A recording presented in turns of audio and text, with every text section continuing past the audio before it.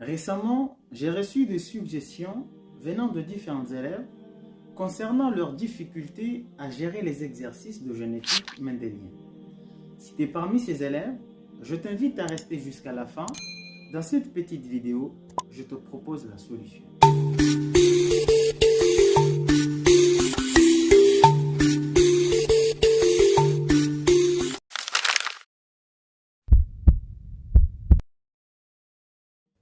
Un gène est un fragment d'ADN à l'origine d'un caractère. En effet, l'ensemble des caractères héréditaires sont portés par des gènes. Et la forme de ces gènes représente un caractère, notamment un allèle. L'allèle est donc la forme des gènes. Par exemple, pour un gène qui code pour la couleur des poils d'un lapin, il peut porter un allèle blanc et un allèle noir. Entre ces deux allèles, l'un peut s'exprimer. C'est ce qu'on appelle un allèle dominant. Et l'autre qui est caché est appelé allèle récessif. Pour les représenter, l'allèle dominant est symbolisé par la première lettre de l'allèle en majuscule entre crochets.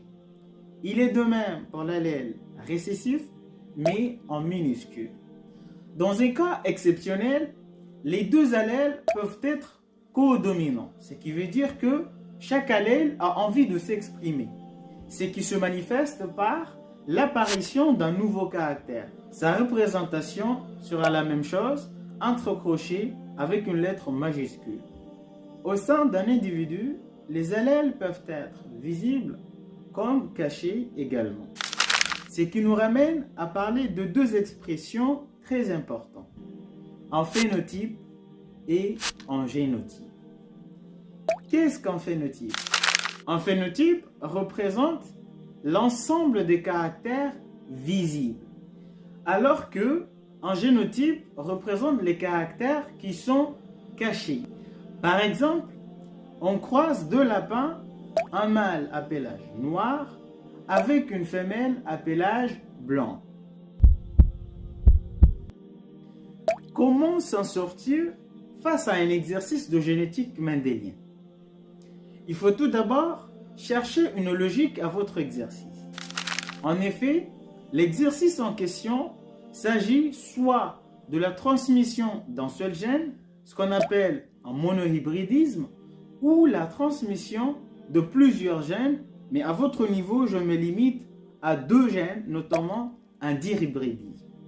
Dans le cadre d'un monohybridisme, il sera soit autosomal ou gonosomal.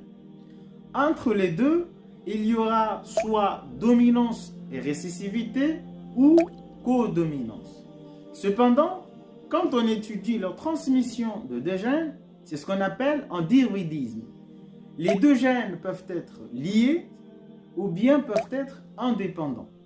Mais quels que soient les deux, nous aurons la même chose qu'en monohybridisme, notamment autosomal, gonosomal, dominance, récessivité ou codominance. Si tu arrives à identifier cela, ton exercice devient abordable. Dans la plupart des exercices, on vous demande d'analyser puis d'interpréter. Pour faire une très bonne analyse, il faut récapituler dans un embryon ces 5 éléments. D'abord, l'hybridation. Il s'agit donc d'un monohybridisme ou un dihybridisme en fonction du nombre de gènes étudiés. Ensuite, la vérification des lois de Mendel. Il existe 3 lois de Mendel, mais je vais vous parler de cela dans une autre vidéo. Dans celle-ci, je vous parle tout simplement de la première loi de Mendel, qui est la loi de l'uniformité. Troisième point, déterminer la dominance et récessivité chez les allèles. Pour cela, il suffit de regarder à la génération F1, l'allèle apparu est donc dominant, l'autre est récessif. Quatrième point, le mode de transmission. Il s'agit d'autosomal ou gonosomal. Gonosomal, c'est lorsque la transmission des caractères dépend du genre du sexe. Autosomal, c'est donc le contraire. Le cinquième point, qui est facultatif, parce qu'on l'utilise dans le cas d'un dihybridisme, il s'agit de comment sont portés les gènes, c'est-à-dire s'ils sont liés ou indépendants. À ne pas oublier que quand les gènes sont liés, il peut y avoir un crossing over, c'est-à-dire un mélange de gènes. Mais ça, c'est autre chose, on en reparlera dans une autre vidéo. Voici donc un exemple pour comprendre comment on fait une analyse. On croise deux lapins, un mâle à pelage gris avec une femelle à pelage noir. Tous les descendants de la première génération F1 sont à pelage gris. On croise ensuite un individu de la F1 avec un individu à pelage. On obtient alors 5 lapins à pelage gris et 5 lapins à pelage noir. Avant d'aborder l'analyse de cette expérience, tu devras dans un petit brouillon relever les éléments nécessaires pour faire la rédaction. Premier élément. À travers la première phrase, tu comprends déjà qu'il s'agit de la transmission d'un seul gène, notamment le gène qui code pour la couleur des pélages. Il s'agit donc d'un monohybridisme. Deuxième élément. La vérification des lois de Mendel. À travers les résultats de la F1, qui présentent les mêmes caractères, donc homogènes, la première loi de Mendel est vérifiée. Alors, les parents croisés sont de race pure. Troisième élément. Dominance et récessivité. À la F1, entre les deux allèles noir et gris croisés, l'allèle gris est apparu, contrairement à l'allèle noir. Cela signifie que l'allèle gris est dominant, contrairement à l'allèle noir qui est récessif. Quatrième et dernier élément, l'hérédité. À travers le deuxième croisement, les résultats obtenus ne présentent aucune précision concernant le genre de sexe. Alors, l'hérédité est autosomale. À partir de ces 4 éléments, nous pouvons élaborer une très bonne analyse. Les parents croisés se diffèrent d'un seul gène, il s'agit alors d'un monohybridisme. À la F1, la première loi de Mendel est vérifiée, alors les parents croisés sont de race pure. D'après la F1, l'apparition du phénotype gris indique que l'allèle gris est dominant, contrairement à l'allèle noir qui est récessif. Les résultats du deuxième croisement ne présentent aucune précision liée au sexe, il s'agit donc de l'hérédité autosomale. Comment on fait une interprétation? Dans l'interprétation, on nous demande à vérifier les résultats théoriques par rapport aux résultats expérimentaux. Dans ce cas-là, on réalise des croisements. On fait un premier croisement entre les parents pour ensuite obtenir une génération F1. On réalise également un croisement qui peut s'agir soit d'un croisement direct, c'est-à-dire entre les individus à la F1, ou bien un back-cross, qui veut dire un croisement entre un individu à la F1 et un des parents.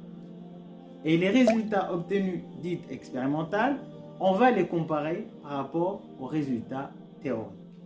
On reprend le même exemple pour faire l'interprétation. Avant de procéder à l'interprétation de l'exemple précédent, vous devriez maîtriser ce tableau qui renferme les résultats théoriques des différents croisements. Voilà pourquoi je vous conseille de mettre sur pause et de recopier ce tableau quelque part. Passons à l'interprétation de l'exercice précédent. À travers l'analyse, tu comprends déjà que l'exercice s'agit de monohybridisme, dominance, récessivité. Donc, les résultats théoriques sont 1,5, 1,5 à travers le tableau. Maintenant, on va vérifier ces résultats théoriques par rapport aux résultats expérimentaux. Premier croisement. Entre les deux lapins gris et noirs, on obtient à la F1 100% d'individus gris, à génotype gris-noir. Dans le deuxième croisement entre un individu à la F1 à génotype gris-noir, avec un parent doublement récessif, ce croisement est appelé back-cross. Nous donne des allèles gris-noir par rapport à F1 et un allèle noir par rapport à P2.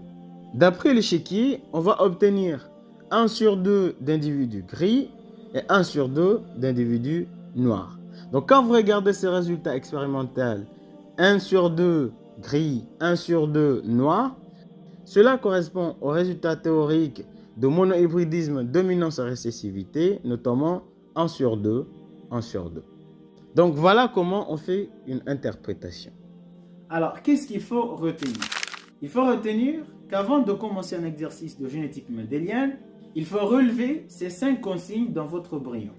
L'hybridation, la vérification des lois de Mendel, dominance et récessivité, le mode de transmission, et ensuite, éventuellement, s'il s'agit de dihybridisme, vérifier si les gènes sont liés ou indépendants. Voilà la fin de notre cours. J'espère que vous avez compris. Rendez-vous dans une prochaine vidéo. Jusque-là, regarde cette expérience. Essaye d'écrire une analyse logique dans les commentaires.